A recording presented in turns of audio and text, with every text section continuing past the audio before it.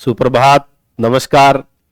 मैं संदीप कुमार हरियाणा सरकार के विशेष प्रोग्राम एजुसेट टेलीकास्ट में आपका अभिनंदन और स्वागत करता हूं। प्यारे विद्यार्थियों और शिक्षावृंद साथियों, आज हम राजनीतिक विज्ञान विषय में शैक्षिक उपग्रह कार्यक्रम में कक्षा 11वीं की पुस्तक भारत का संविधान सिद्धांत और व्यवहार में अध्याय 9, जिसका टाइटल है संविधान एक जीवंत दस्तावेज, उसके बारे में चर्चा करेंगे। इस अध्याय को हम 2 भागों में समझेंगे। पहली वीडियो आपके साथ साझा कर रहे हैं। आज के इस व्याख्यान का कार्यक्षेत्र क्या रहेगा, एक बार थोड़ी सी नजर दौड़ाते हैं। आज हम जानेंगे कि संविधान का अर्थ क्या है, उसकी आवश्यकता क्यों होती है, भारतीय संविधान की मुख्य विशेषताएं क्या क्या हैं, लचीले और कठोर संविधान में क्या अंतर होता है, भारतीय संविधान में संशोधन की क्या प्रक्रिया है और विभिन्न देशों के संविधानों में संशोधन प्रक्रिया के क्या क्या सिद्धांत अपनाए गए हैं, उनके बारे में विस्तार से चर्चा करेंगे। आज के व्याख्यान का उद्देश्य, सबसे पहला उद्देश्य तो हमारा रहता ही है कि हम अपने विषय का और इस अध्याय का परीक्षा उपयोगी अध्ययन करना चाह रहे हैं। उसके अलावा हम ये भी चाहते हैं कि भारतीय संविधान की विशेषताओं की जानकारी हमारे विद्यार्थी प्राप्त करें, संविधान में संशोधन की आवश्यकता को समझ सकें, संविधान संशोधन की प्रक्रिया के बारे में जानकारी प्राप्त करें। हम ये भी चाहते हैं कि अब तक हो चुके मुख्य संशोधनों की जानकारी हमारे विद्यार्थियों को हो और साथ साथ लचीले और कठोर संविधान में अंतर करने की समझ अपने विद्यार्थियों में हम पैदा कर पाए, उनकी समझ को तैयार कर पाए, ऐसा आज के व्याख्यान का उद्देश्य है। बिल्कुल सही, पृथ्वी ही एकमात्र ऐसा ग्रह है जिस पे जीवन संभव है।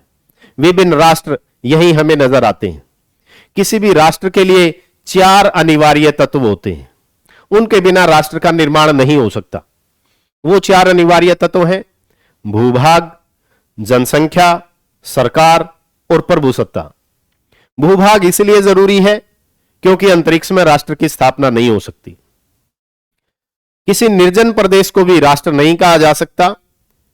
राष्ट्र के लिए जनसंख्या भी जरूरी है। जब जनसंख्या रह रही होगी तो कहीं ना कहीं उस जनसंख्या को नियंत्रित करने के लिए कुछ नियम और सिद्धांत तय करने भी जरूरी है। इसलिए जरूरी हो जाता है कि देश में उस जनसंख्या को नियंत्रित करने के वो सिद्धांत बनाने के लिए एक सरकार का गठन किया जाए। और यह भी जरूरी है कि जो सरकार बने वो पूर्णतः स्वतंत्र हो, प्रभुसत्ता संपूर्ण हो, अपने देश के लिए, अपने भूभाग के लिए वो सभी फैसले बगैर किसी दबाव के ले सके। आखिर संविधान होता क्या है? बिल्कुल, संविधान देश के उन बुनियादी नियमों और सिद्धांतों का ही समूह है जिनसे हमें पता चलता है कि देश की सरकार किस तरीके से बनेगी, उस सरकार में क्या क्या पद होंगे, उन पदों की क्या क्या शक्तियां होंगी, शक्तियों की सीमाओं के रूप में व्यक्तियों को क्या क्या अधिकार दिए जाएंगे और नागरिकों के उन कर्तव्यों का भी जिक्र संविधान में होता है जो अधिकारों को प्राप्त करने के बदले में व्यक्ति राष्ट्र के प्रति अदा करेंगे। इन सब के साथ साथ संविधान उन बुनियादी नियमों की विशेषता, उन बुनियादी नियमों का संगठन करता है जिससे देश चलाया जाना है। वास्तव में संविधान किसी भी देश का सर्वश्रेष्ठ और सर्वोच्च कानून होता है। सामान्य कानूनों की अपेक्षा संवैधानिक कानून का महत्व ज्यादा होता है। भारत का संविधान भारत का संवैधानिक कानून कहलाता है। आखिर संविधान की आवश्यकता क्या पड़ी? क्या बिना संविधान के काम नहीं चलेगा? नहीं, संविधान वास्तव में हमें बहुत सारी जानकारी प्रदान करता है, बहुत सारी व्यवस्थाएं तय करता है।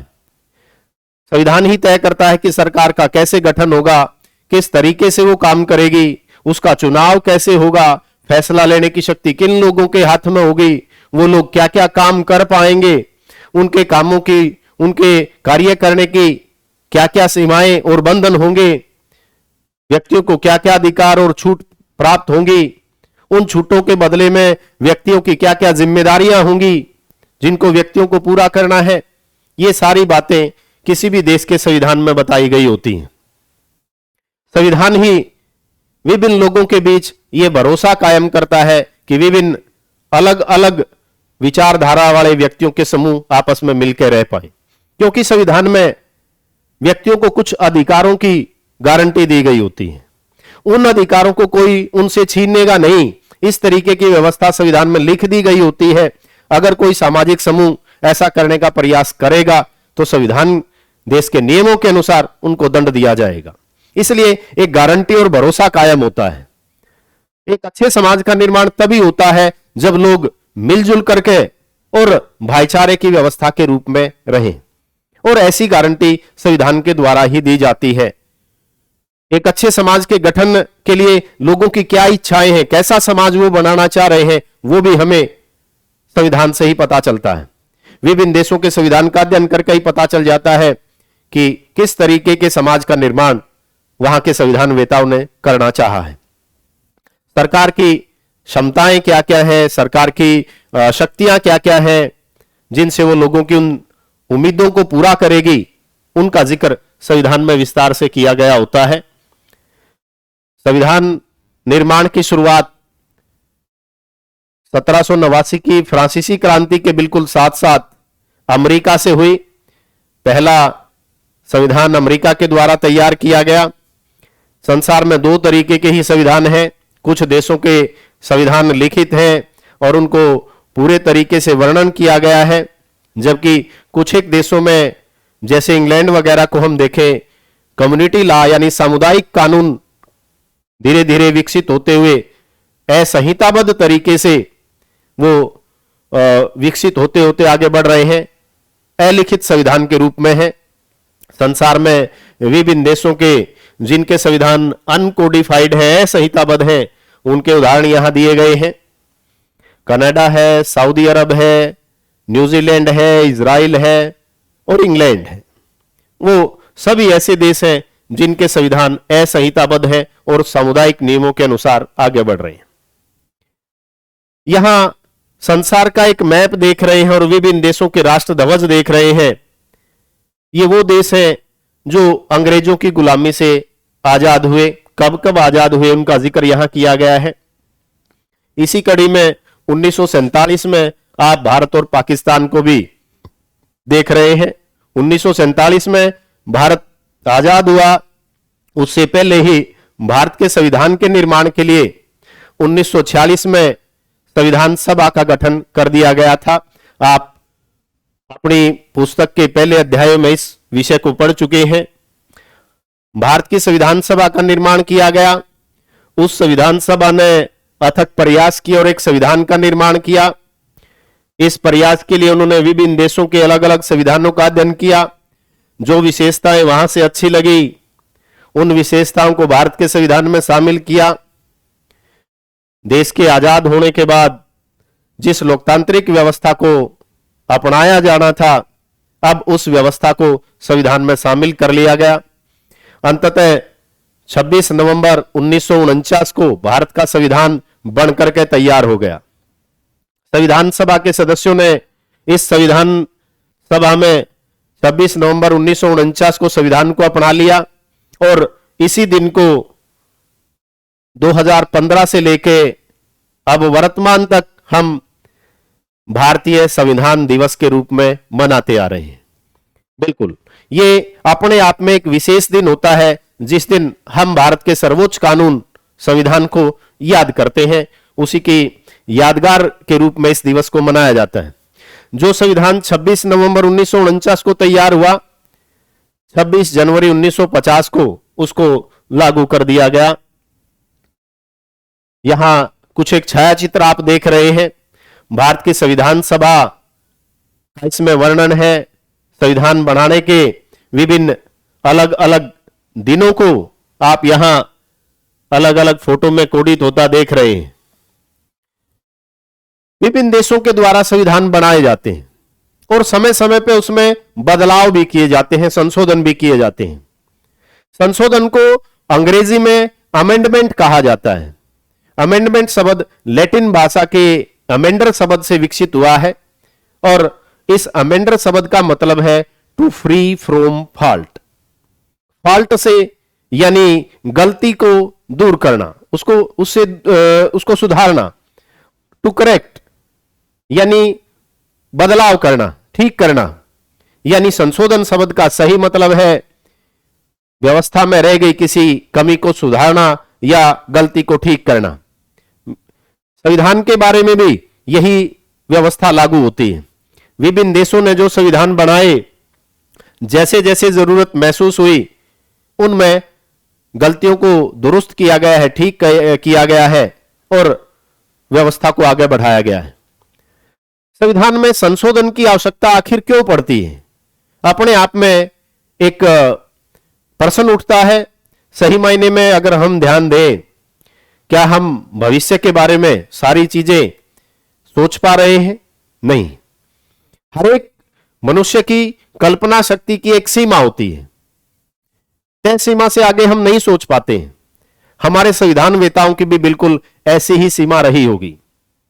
हालांकि उन्होंने प्रयास किए होंगे कि एक ऐसा संविधान वो निर्मित करके जाएं जिसमें कम से कम कमियां हो, परंतु कहीं ना कहीं कमियां रह जाती हैं।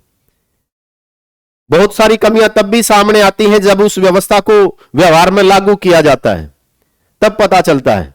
इसलिए उन कमियों को दूर करने के लिए, आने वाली परिस्थितियों के सुधार के लिए उसमें गुंजाइश रहती है। यह गुंजाइश अपने आप में कमी नहीं होती, सही मायने में विशेषता होती है। क्यों?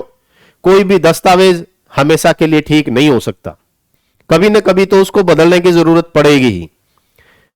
इसलिए समय के अनुसार, परिस्थितियों के अनुसार, बदलते हुए सामाजिक माहौल के अनुसार संविधान को ढालने के लिए उसमें बदलाव और संशोधन जरूरी हो जाते हैं।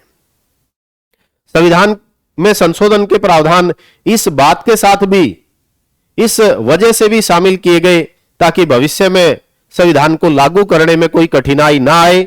जैसे ही परिस्थितियां बदलें, संविधान की उन व्यवस्थाओं को हम बदल पाएं, ऐसा जरूरी हो जाता है। जिन देशों में समय के अनुसार संविधान ने परिवर्तन को स्वीकार नहीं किया, वहां क्रांतियां हुई। पूरे के पूरे संविधान को ही बदलना पड़ा है। पूरे के पूरे संविधान से को बदलने से तो अच्छा ही है कि संविधान के उस भाग को या उन अनुच्छेदों को ही बदल दिया जाए जिनकी आवश्यकता है। भारतीय संविधान इस विशेषता को समाहित करके चलता है। भारत का संविधान इस मामले में जड़ नहीं है। विभिन्न संवैधानिक परिवर्तनों को समय और जरूरतों के अनुसार शामिल कर लिया गया है। यह अपने आप में भारतीय संविधान की एक अलग विशेषता है, अनूठी विशेषता है। ऐसा नहीं है कि यह विशेषता केवल भारत के ही संविधान में हो, परंतु जब जब विभिन्न देशों के संविधानों ने इस विशेषता को नहीं माना, वहां संविधान बदलने पड़े। इसलिए उस अनुभव से ही सीख लेते हुए लगभग सभी देशों ने अपने संविधानों में परिवर्तन करने की, संविधान में बदलाव करने की गुंजाइश छोड़ी है। संविधान में संशोधन के तरीकों की व्यवस्था की है। हां, विभिन्न क्रांतियों के फोटो जो यहां आप देख रहे हैं, चाहे फ्रांसीसी क्रांति है, चाहे रूसी क्रांति है, वो बिल्कुल उसी तरीके की व्यवस्थाओं के उदाहरण हैं। आगे आप विभिन्न देशों के द्वारा संविधान कब परिवर्तित किए गए उसका एक उदाहरण देख रहे हैं। आपके ही पड़ोसी देश नेपाल ने लगभग 5 बार संविधान को बदल लिया है। सोवियत संघ रूस को 5 बार अपना संविधान बदलना पड़ा है। फ्रांस लगभग 6 बार संविधान को बदल चुका है। आपके ही साथ आजाद हुआ आपका पड़ोसी पाकिस्तान 3 बार संविधान बदल चुका है। ऐसा इसलिए हो पाया क्योंकि इन देशों में संविधान समय की जरूरत के अनुसार अपने आप को नहीं ढाल पाया। जब संविधान उन व्यवस्थाओं को समाहित नहीं कर पाया तो कहीं ना कहीं पूरे संविधान को ही बदलना पड़ा है। इस मामले में भारत का संविधान देश का सम्मान है, देश की इज्जत है, हमारी खास विशेषता है। ऐसा क्यों हो पाया? बिल्कुल ऐसा आसान नहीं था। हमारे संविधान वेताओं ने संविधान को तैयार करने में 2 वर्ष 11 महीने और 18 दिन का समय लगाया है। अलग अलग अनुच्छेदों पे विस्तार से चर्चा की है। संविधान सभा में उन चर्चाओं के बाद एक अच्छे संविधान को हम तैयार कर पाए, हमारे संविधान वेता जनता की आकांक्षाओं को पूरा करने के लिए एक अच्छा संविधान हमें दे पाए, ये उनकी दूरदर्शिता का ही परिचय है। परंतु फिर भी इसके साथ साथ हमें संविधान में संशोधन करने की आवश्यकता को शामिल करना जरूरी था। उस आवश्यकता को शामिल करके, संविधान संशोधन की प्रक्रिया को शामिल करके भारत के संविधान को और आगे बढ़ाया है। यह भी हमारे संविधान वेताओं का बड़ा अच्छा प्रयास रहा है। हमारे अध्याय का विषय था कि संविधान एक जीवंत दस्तावेज है। सही मायने में संविधान तो कानूनों की एक पुस्तक है जिसमें विभिन्न देश के विभिन्न व्यवस्थाओं का जिक्र किया जाता है, लिखित होता है। क्या वास्तव में कोई संविधान या संविधान पे लिखी दूसरी पुस्तकें जीवित होती हैं? नहीं। अब तक तो हमने सही मायने में पढ़ा था कि जीवित चीजें तो वो होती हैं जो विकास करती हैं, परिस्थितियों के अनुसार अपने आप को बदलती हैं, जैसा हम और आप कर रहे हैं। मौसम बदला, हमने स्वेटर डाल लिया है, गर्मी आएगी हम इसको पहनना बंद कर देंगे। क्या ऐसा नहीं होता? बिल्कुल। हम बदलती हुई परिस्थितियों के अनुसार अपने आप को ढाल रहे हैं और ऐसा देश के संविधान भी कर रहे हैं। इस मायने में इसी विशेषता के कारण हम भारतीय संविधान को जीवंत कह रहे हैं। बदलती हुई परिस्थितियों के अनुसार वो अपने आप को बदल रहा है। भारत का संविधान 26 नवंबर 1949 को तैयार हो गया था। हमने पढ़ा कि इस 26 नवंबर को ही संविधान दिवस के रूप में मनाया जाता है। इस संविधान को 26 जनवरी 1950 को लागू कर दिया गया और तभी से प्रतिवर्ष 26 जनवरी को गणतंत्र दिवस के रूप में एक राष्ट्रीय पर्व आप मनाते हैं। ये दोनों के दोनों दिवस संविधान की विशेषता के रूप में ही है। संविधान का व्याख्यान करते हैं, बखान करते हैं। सही मायने में जब भारत का संविधान लागू हुआ, संविधान में 395 अनुच्छेद, 22 अध्याय और 7 अनुसूचियां थी। अनुसूचियों की संख्या बढ़कर 12 हो गई है। कहीं ना कहीं संविधान में विभिन्न अनुच्छेदों में संशोधन करने के बाद नई उपधाराएं शामिल कर ली गई हैं। कुछ एक उपधाराएं जो है व्यवहारिक हो गई थी, उनको समाप्त भी कर दिया गया है। इस तरीके के परिवर्तन जारी रहे हैं और इन परिवर्तनों को अपने अंदर समाहित करने के कारण समय और परिस्थितियों के अनुसार संविधान बदलता रहा है। इसलिए भारत के संविधान को जीवंत कहना गलत नहीं है। समय के अनुसार आवश्यक परिवर्तनों को यह स्वीकार करता रहा है और इसी से संविधान की जीवंतता हमें नजर आती है। डॉक्टर भीमराव अंबेडकर का फोटो यहां आप देख रहे हैं। भीमराव अंबेडकर जी ड्राफ्टिंग कमेटी के हेड थे संविधान सभा में। उन्होंने संविधान को तैयार करने में विशेष सहयोग किया। उन्होंने भी संविधान संशोधन के पक्ष में अपने विचार व्यक्त किए, जो संविधान सभा के वाद विवाद की पुस्तकों में खंड 11 के अंदर समाहित किए गए हैं। उन्होंने कहा कि जो लोग संविधान संशोधन से संतुष्ट नहीं है, संविधान से संतुष्ट नहीं है, वो इसमें बदलाव कर सकते हैं, संशोधन कर सकते हैं और उसके लिए सिर्फ 2/3 बहुमत की जरूरत होती है। अगर इतना भी बहुमत वो जरूरत लायक जुटा नहीं पाते हैं, इतना जन समर्थन, जनप्रतिनिधियों का समर्थन उनके पास नहीं है, तो सही मायने में वो जनता की राय के अनुसार काम नहीं कर रहे। यानी उनका कहने का अर्थ था कि जब भी संविधान में परिवर्तन हो, जनता के प्रतिनिधियों के अनुसार, जन राय के अनुसार हो। वो अपने आप में एक विशेष बात संशोधन के बारे में उन्होंने कही है। विभिन्न देशों में संविधान में संशोधन की प्रक्रिया के जो सिद्धांत अपनाए जाते हैं, 2 सिद्धांत उनमें विशेष हैं। उन 2 सिद्धांतों में एक सिद्धांत है जिसमें संशोधन की प्रक्रिया में जनता की भागीदारी कहीं न कहीं शामिल की गई है। स्विट्जरलैंड जैसे देश में जनता को संशोधन प्रस्ताव शुरू करने की शक्ति दी गई है। दूसरी तरफ रूस और इटली के संविधानों में जनप्रतिनिधियों के द्वारा किए गए संशोधनों पे जनता को अनुमोदित करने का अधिकार दिया गया है। कहीं ना कहीं जनता की भागीदारी शामिल की गई। दूसरी तरफ दूसरा तरीका भारत, अमेरिका और दक्षिण अफ्रीका जैसे देशों में अपनाया गया है, वो है विशेष बहुमत का सिद्धांत। उस सिद्धांत के अनुसार जनप्रतिनिधियों की एक अच्छी खासी संख्या बल संविधान में संशोधन करने के लिए चाहिए, ताकि कोई भी सरकार या कोई भी व्यक्ति विशेष संविधान को अपने हाथों का खिलौना ना समझ ले। इसलिए ये दोनों व्यवस्थाओं में से विशेष परिवर्तन की व्यवस्था, विशेष बहुमत की व्यवस्था को भारत के संविधान में शामिल किया गया है। संविधान संशोधन भारत के संविधान में परिवर्तन करने की प्रक्रिया है और इस तरह के परिवर्तन भारत की संसद के द्वारा संविधान में किए जाते हैं। इन्हें संसद के प्रत्येक सदन में पर्याप्त बहुमत प्राप्त होना चाहिए, तभी वो लागू होंगे। और कई बार इन संशोधनों के लिए राज्यों की अनुमति भी लेनी आवश्यक हो जाती है।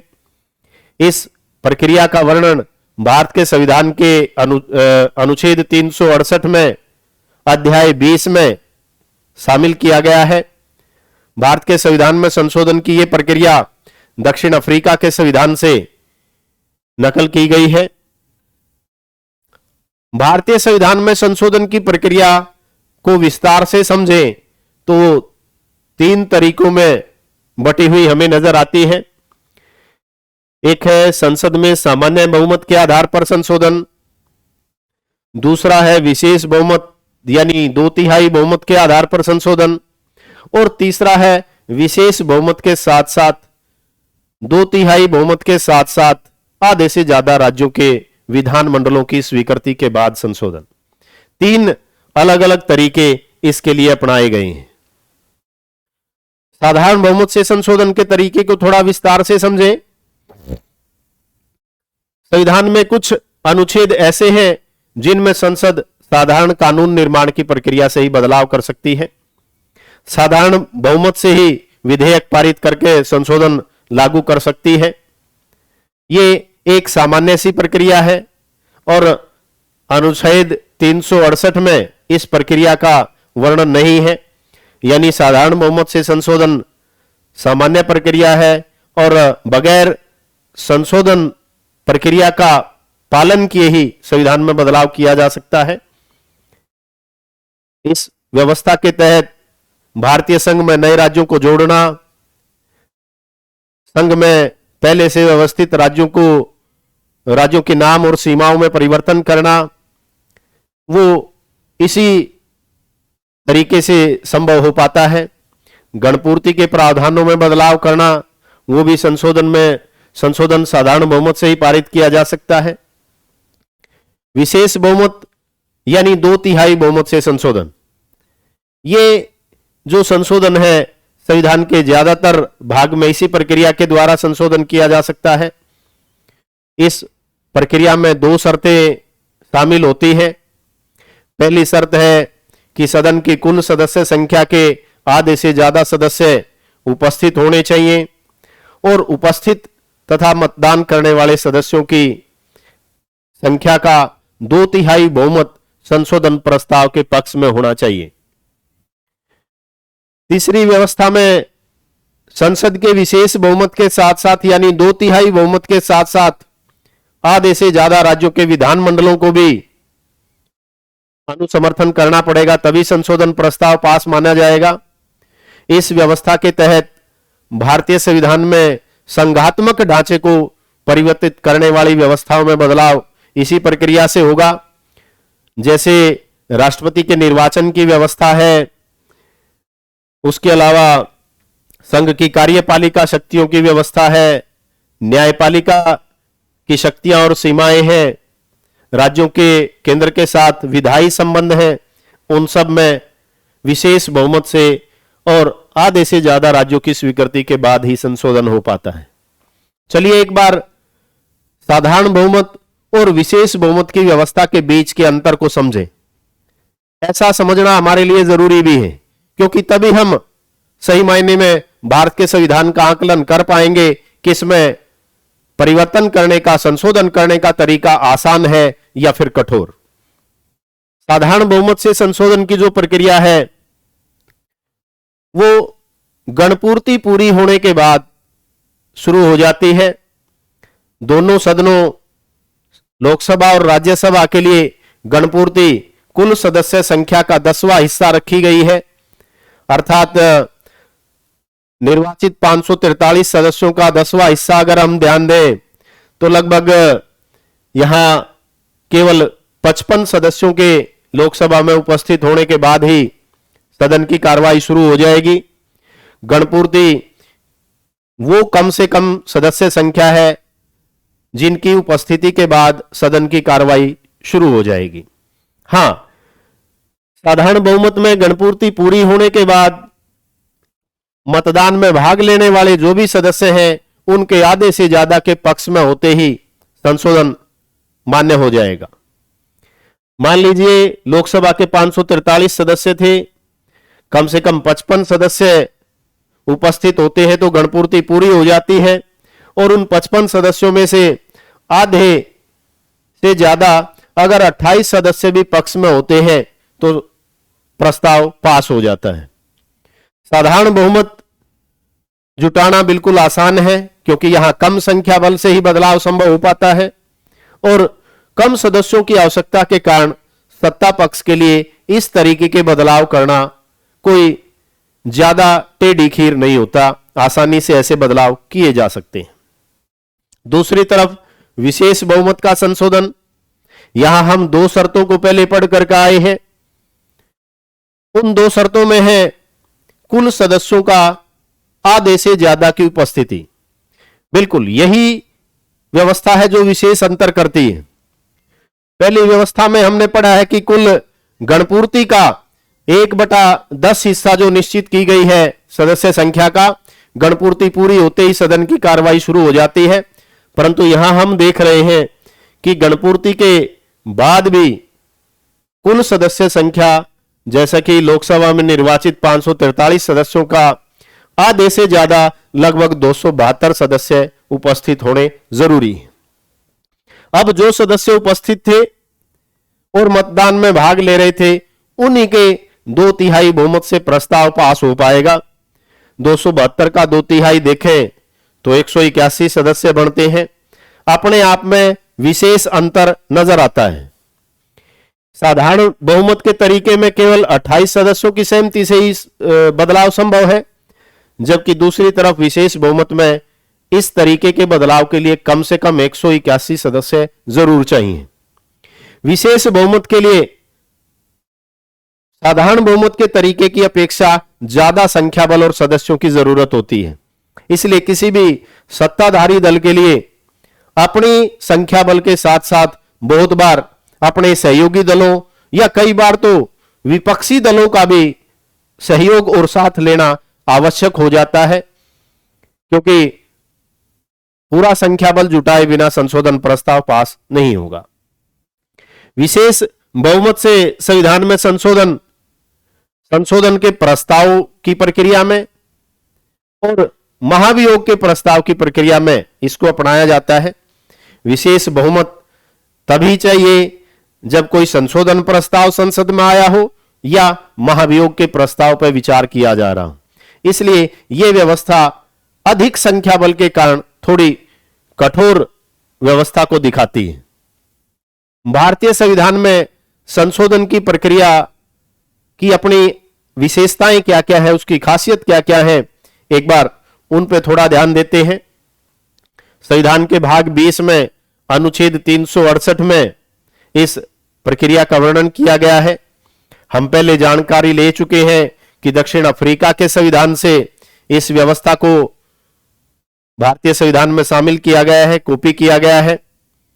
संविधान में संशोधन की प्रक्रिया केवल संसद के द्वारा ही शुरू की जा सकती है। राज्यों को इस मामले में कोई शक्ति प्राप्त नहीं है।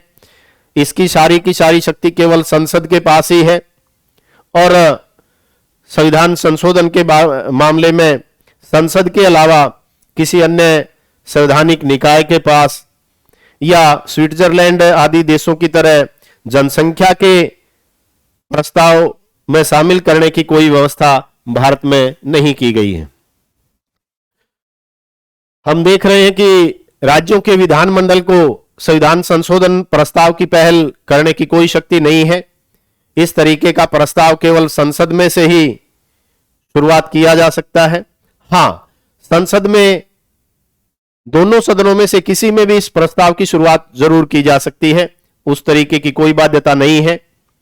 कोई भी संशोधन विधेयक संसद के दोनों सदनों में अलग अलग से पारित होना जरूरी है। उसके लिए संसद के संयुक्त स्तर की व्यवस्था नहीं की जा सकती है। जैसे साधारण विधि निर्माण की प्रक्रिया में संसद के दोनों सदनों का संयुक्त अधिवेशन बुलाया जा सकता है, संशोधन के मामले में ऐसा बिल्कुल नहीं है। संविधान में संशोधन के विधेयक पर राष्ट्रपति की पूर्व स्वीकृति की आवश्यकता नहीं होती। बिना पूर्व स्वीकृति के ही वो विधेयक पूरे स्थापित किया जा सकता है और इस मामले में राष्ट्रपति को वीटो का अधिकार भी प्राप्त नहीं है। जब भी संविधान में संशोधन प्रस्ताव आएगा, संशोधन विधेयक आएगा, राष्ट्रपति को संसद के द्वारा पारित संशोधन विधेयक पर हस्ताक्षर करने ही पड़ते हैं। कोई भी संशोधन विधेयक विशेष बहुमत के बिना पारित नहीं होगा। दो तरीके जो हमने पढ़े हैं, संशोधन विधेयक में 2/3 बहुमत की आवश्यकता होती है या फिर 2/3 बहुमत के साथ साथ आधे से ज्यादा राज्यों की स्वीकृति जरूरी है। बिल्कुल वही व्यवस्था का जिक्र हम कर रहे हैं। संशोधन विधेयक के मामले में अंतिम राय संसद के पास है, अर्थात जनता के प्रतिनिधियों के पास है। इससे संसद की प्रभुसत्ता का पता चलता है और जन समर्थन से ही वो नीतियां बदली जा रही हैं, ऐसा हमें आभास होता है। एक और विशेषता है कि संसद मौलिक अधिकारों सहित पूरे संविधान में परिवर्तन कर सकती है। हालांकि हम अगले भाग में विस्तार से जानेंगे कि संसद के लिए भी थोड़ी सीमाएं निश्चित की गई हैं कि वो भी संविधान की मूल आत्मा के साथ इस मामले में छेड़खानी या बदलाव नहीं कर सकती। भारतीय संविधान कठोर है या लचीला? हमें इस निष्कर्ष पर पहुंचने के लिए एक फोटो को हम यहां देख रहे हैं। कुछ देशों के संविधान बहुत कठोर हैं, जिनमें बदलाव करना आसान नहीं है। अमेरिका जैसे देशों के उदाहरण यहां साफ तौर पर दिए जा सकते हैं। कुछ देशों में, इंग्लैंड वगैरह में जहां कम्युनिटी लॉ है, उनमें परिवर्तन की आसान प्रक्रिया को अपनाया गया है। परंतु भारतीय संविधान में इन दोनों व्यवस्थाओं के बीच का और एक संतुलित रास्ता अपनाने के प्रयास किए गए हैं। संविधान में बदलाव करने के लिए एक साधारण संशोधन का तरीका है, जिसमें आसानी से बदलाव किया जा सकता है, परंतु दूसरी तरफ 2/3 बहुमत का एक कठोर तरीका भी अपनाया गया है। दोनों तरीके साथ साथ शामिल किए गए हैं। सही मायने में यह समय की जरूरत भी थी, क्योंकि विभिन्न सरकारें या विभिन्न राजनीतिक दल संविधान को अपनी पसंद का खिलौना ना बना ले, अपनी इच्छानुसार परिवर्तित ना करते चले जाएं। इसलिए कहीं ना कहीं संविधान में बदलाव करते समय उनकी व्यवस्था को नियंत्रित किया जाना भी जरूरी था, कठोरता भी जरूरी थी, और संविधान इतना जड़ ना बन जाए कि व्यवस्थाओं के अनुसार, बदलते माहौल के अनुसार बदल ही ना सके, जनता की आवश्यकताएं और आकांक्षाएं पूरी ही ना कर सके। इतनी कठोर संविधान की भी आवश्यकता नहीं थी, इसलिए कुछ लचीलापन भी उसमें शामिल किया गया है। भारतीय संविधान सही मायने में उन दोनों व्यवस्थाओं को साथ साथ लेकर के चलने का एक प्रयास है। मिश्रित व्यवस्था उसको हम कह सकते हैं, और सही मायने में इन दोनों का एक संतुलन साधते हुए हम भारतीय संविधान को देख रहे हैं। साधारण बहुमत से संशोधन का प्रक्रिया इसके लचीले स्वरूप को दिखाता है, और विशेष बहुमत का तरीका या फिर विशेष बहुमत के साथ आधे से ज्यादा राज्यों का अनुसमर्थन संविधान की कठोरता को दिखाता है। तो प्यारे विद्यार्थियों, आज हमने समझा कि संविधान क्या होता है, उसकी आवश्यकता क्या है, संविधान में संशोधन की क्या प्रक्रिया है, उस प्रक्रिया की अपनी क्या क्या विशेषताएं हैं, और उस प्रक्रिया के लिए विभिन्न कौन कौन से सिद्धांत अपनाए जाते हैं, भारत का संविधान लचीला है या फिर कठोर है, अलग अलग विभिन्न व्यवस्थाओं को हमने जाना है। आज के इस व्याख्यान के बाद आपको इन 5 प्रश्नों के उत्तर अपनी कॉपी में लिखने हैं और अध्यापक साथियों से चेक करवाने हैं। वो प्रश्न एक बार नोट करें आप सब। संविधान की क्या आवश्यकता है?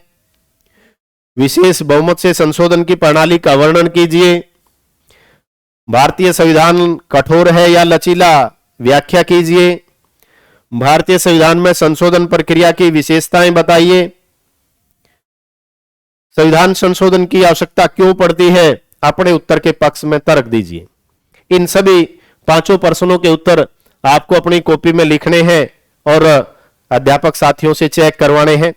आज के इस व्याख्यान में बने रहने के लिए आप सबका धन्यवाद। जय हिंद।